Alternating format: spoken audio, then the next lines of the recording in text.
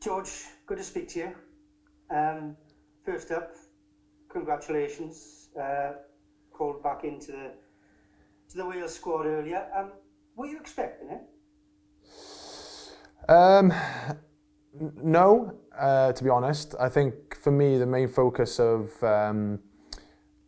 obviously back of my injury was just to get back playing for the Ospreys and trying to find a groove. Obviously limited games to have been involved in, but feel like with the consistency of training now that I'm able to do, obviously playing the 3 games back to back, I'm feeling better each time. So obviously amazing and chuffed to be selected, and obviously realised I've got a lot of work to do to get back up to speed. We just asked your coach, Toby Booth, whether he fancied being selfish and would rather you spent the summer actually relaxing for once in a long career. But that's definitely not going to be the case now. But I guess it makes all those hard yards in rehab worth it to put that jersey on again. Yeah, obviously it was just over 12 months with my knee. Obviously a fair few setbacks. There was a fair few return dates put out there, then taken away again. And that is the nature of the injury, unfortunately. You know, that's why they give such a broad spectrum on return dates. Yeah, just have to be back playing. You know, obviously creatures of habit. The first probably 2 months I quite enjoyed being injured because it was the first time I stopped in a while, and then after 8-9 weeks I was ready to go again, even though my knee wasn't. But yeah, a long road. You know, it's massive kudos to the team here at Ospreys. You know, 2 guys, particularly Mathbo and Liam Thomas, have been working with me tirelessly for the 12 months, and they were probably sick of the sight of me towards the end. And yeah, just as I said, it's just great to be back playing. To be honest, it's been a long old road.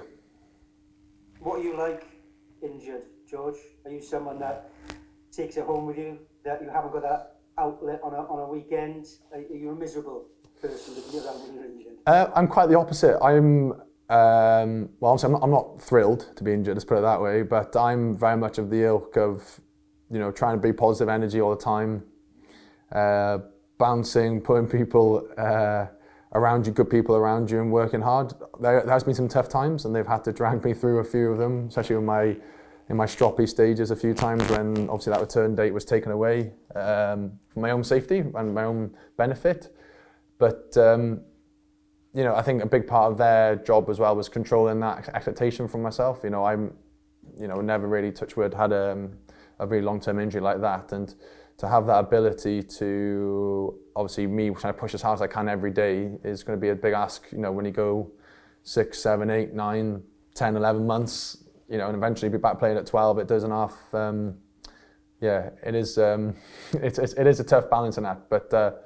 There was some grumpy days for sure, but I always tried to have that sort of positive mindset of, you know, look, it's not going to get better by being grumpy, so you may as well try and fix it and be as positive and as happy as you can at the same time. You've had a few bumps during your career. You know, you're durable. You bounced back, but you said this was the longest layoff. How tough was that mentally, and what was there ever that nagging doubt? Am I going to come back and be the player that I know I can be? That one never really crossed my mind. It was, for me, it was always a case of, well, this is a bit of a bugger.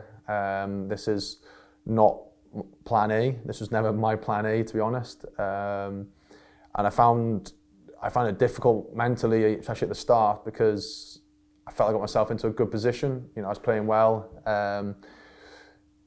You know, gone from the wing to 13 off the back of the Six Nations there, you know, with the fuel and of the line stall that was driving me, and obviously that was taken away, and I found that really tough. But as I said, you know, to have that time early on, that 8 weeks to really focus on, obviously get the initial surgery done, as well as then, you know, really just being quite thankful for the support I had from Becky, my wife, and my family. And that mental break, because I don't think people really understand the pressure pot that you're on. You're not just 9 to 5, Monday to Friday, and then play Saturday. It's a 12-month. You know, every day you're in the pressure pot to deliver and to perform. And obviously, when you can't and he gets taken away from you, there's nothing else you can do but give yourself a break. And mentally, you know, it was great. physically it was probably better. You know, it allowed the rest of my body to really heal and to sort of cross out any little niggles I've been carrying, you know, last season or further on from that. Could you watch the Lions? Yes, I could. And weirdly, I'm still a rugby fan at the end of the day. I was actually working for TalkSport through the whole thing, so I actually had to watch it because I couldn't really talk rubbish without knowing what I was watching. But I did. I found it hard. I probably found it harder than I thought, to be honest. Again, that was always my driver and my fuel, you know, to obviously play well for your club, for your country, and obviously with that higher honours of the Lions and what that is and what that can bring. And yeah, I find it tough, but I was able to watch it still as a fan. Other radio stations are available, of course, George. But it was a tough time, but you do have your family around you as well. Did you have to be doubly careful to not taste too many of Becky's cakes? Do you know what? Luckily, how busy Jack, my eldest, is at the moment, doesn't make a difference what I eat, to be honest. But you know, again, that was another, I guess, bonus that I was able to be around more for Jack as well. And obviously, when Tommy came along, I was able to be there for the birth and have some time off at the same time. So from that point of view, there was some, you know, golden lights in a pretty tough time. And you've come all the way back now. You're back in the Ospreys side. You've got your place in the Wales squad.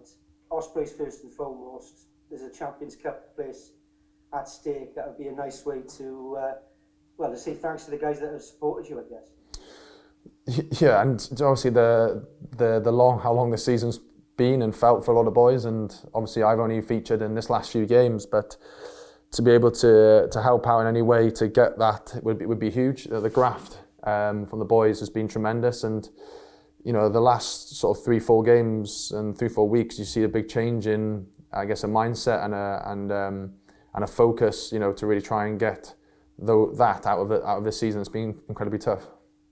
George, you were a member of the Ospreys injured club with Dewi Lake and Dan Lydiate, but all three of you in the Wales setup, which must really please you.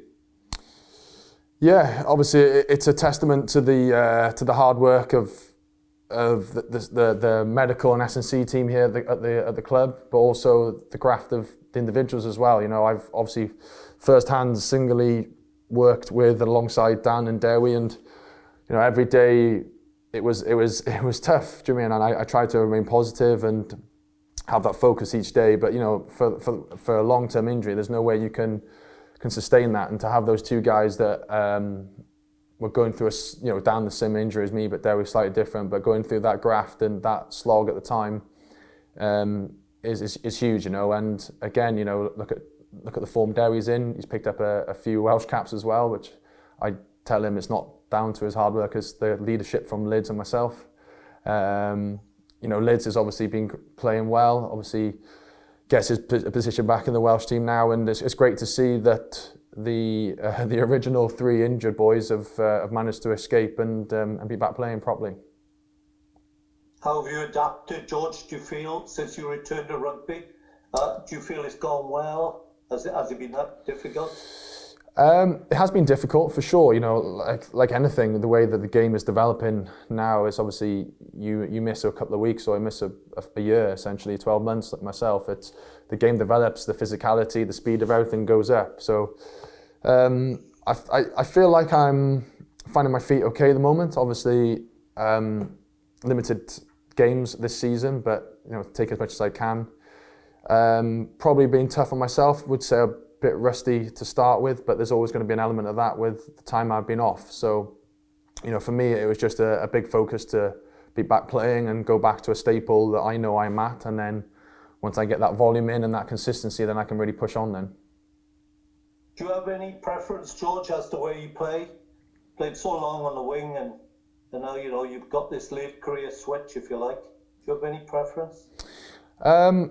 No, not really, no. I guess on the field would be good. I guess it's another string to the bow. I think, you know, playing more at 13 will is only going to strengthen my game on the wing and vice versa. You know, having that ability on the wing is only going to strengthen my, you know, my role at 13. And there was a bit to get back up to speed with, but that's on like anything after 12 months out. As a senior player, do you really feel, have you sent a message or spoken to the likes of Jack Morgan and Morgan Morris perhaps about their omissions from the Wales squad? Yeah, I'm just thankful that I don't pick the team. Do you know what I mean? It's a tough place to be, you know. The form those boys are on at the moment is great for them. They're two young guys with a very long career ahead of them. And, you know, for some reason they didn't get the nod this time, but, you know, they're two very positive guys that have been tremendous for us, for the Ospreys this season. And, you know, for whatever reason, I've not privy to those conversations, but they haven't had the nod, but I have no doubt they'll be back in the fold or in the mixer soon.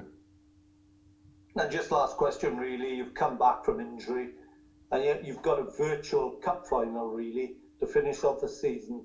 That must be pretty exciting for you. Yeah, it's brilliant. It is brilliant. It's a long old season for the boys, and obviously I've not been able to feature much as I was hoping to, but to be able to have the ability to play for some sort of you know, high honours next year would be great, and put us in the mixer for a big season as well next year. So, you know, it's all in our hands to really go out on Friday night and do our best. Good one, George. Thanks. Cheers. Hope it goes well for you. Ta. Thanks. Hi, George. It's Alex here. Nice to see you back. When you've got so long out, I'm sure you have a lot of thinking time. What are some of the things that are driving you in this next stage of your career? Because you've achieved so much already, but you're still only 30 years old. At the moment, what drives me at the moment was to be back playing rugby. I think that for me was always the forefront of my mind through the last 12 months. Was all I wanted to do was be back playing rugby, and you know, my biggest goal was to get back on the field, and obviously featured that against the Scarlets. So my focus now is just to try and find as much as a form as I can going into this last game on Friday night, and then obviously we'll focus on the summer tour when it comes. But for me, it's purely just get back to finding me and playing like I know I can, and I feel like I'm not quite there yet, but again, with game time after the time away, it's always going to be like that.